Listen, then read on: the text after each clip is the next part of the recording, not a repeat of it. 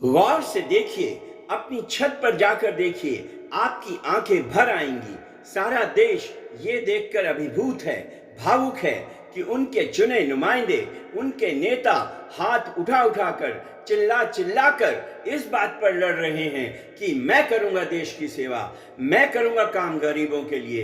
एक दूसरे को कोहनियों से हटा रहे हैं, बाहर धकेल रहे हैं। होड़ मची है इस बात की कि जनता की सेवा कौन करेगा।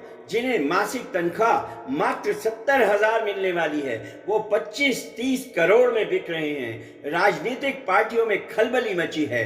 पार्टी के लोगों की खून पसीने से कमाए गए करोड़ों रुपए दिए जा रहे हैं इस खरीद फरोख्त में, ताकि वो गरीबों की सेवा कर सकें, राष्ट्र की सेवा कर सकें।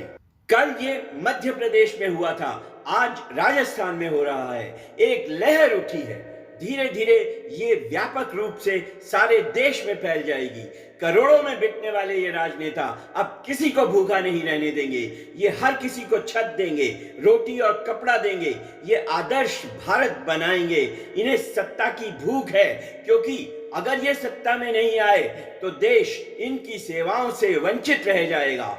तरक्की कैसे करेगा, कोरोना से कैसे लड़ेगा, चीन का कैसे सामना करेगा। देश से अगर करप्शन हटाना है तो इन्हें येन केन प्रकरण राजनीति में रहना ही होगा।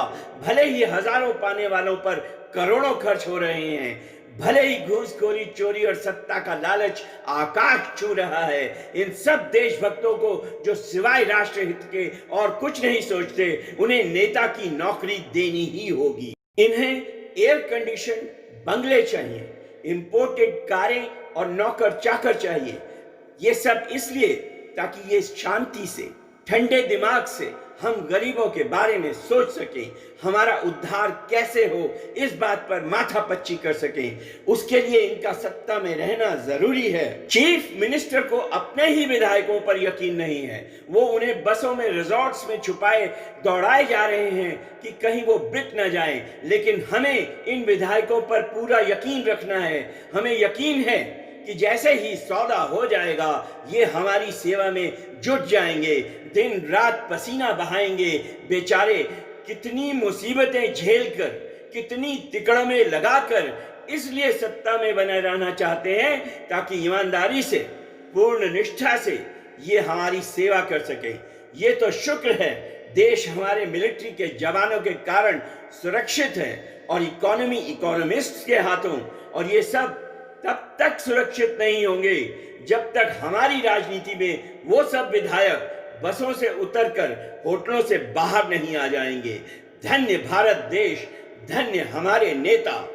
जब ये काम पर लगेंगे तो वो गड्ढे ढूंढेंगे जिन्हें इन्हें हटाना है, वो पुल बनाएंगे जिससे यातायात आसान हो, ऐसा इंफ्रास्ट्रक्चर खड़ा करेंगे जो वर्ल्ड स्टैंडर्ड का हो। पानी और बिजली का प्रबंध करेंगे, सिर्फ अपने बंगले का ही नहीं बल्कि आम जनता के लिए भी। गांव गांव खुशहाली लाएंगे, एक आदर्श भारत का निर्माण करेंगे। क्रिमिनल्स का सफाया कर देंगे जो भले ही इन्होंने पाले हों अपनी रक्षा के लिए। गरीबी दूर करेंगे, उन सब असामाजिक तत्वों का नाश करेंगे और ना कर सके तो उन्हें टिकट देकर राजनीति में प्रवेश कराएंगे ताकि वो भी हम जैसे गरीबों की सेवा कर सकें। इतने सारे काम हैं, पीठ पर छुरे घोंपने हैं। चीफ मिनिस्टर किसे बनाना है और जो बन चुका है उसे कैसे हटाना है।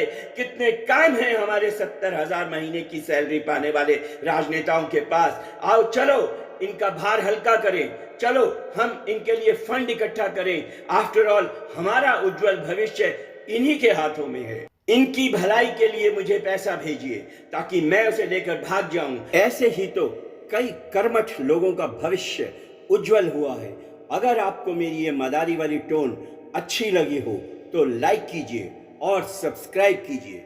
जो बेहुदा और रेडिकुलस हमारी पॉलिटिक्स में हो रहा है, जो दंगल पॉलिटिकल एरिना में लड़ा जा रहा है, वो किसी मदारी के खेल से कम नहीं है।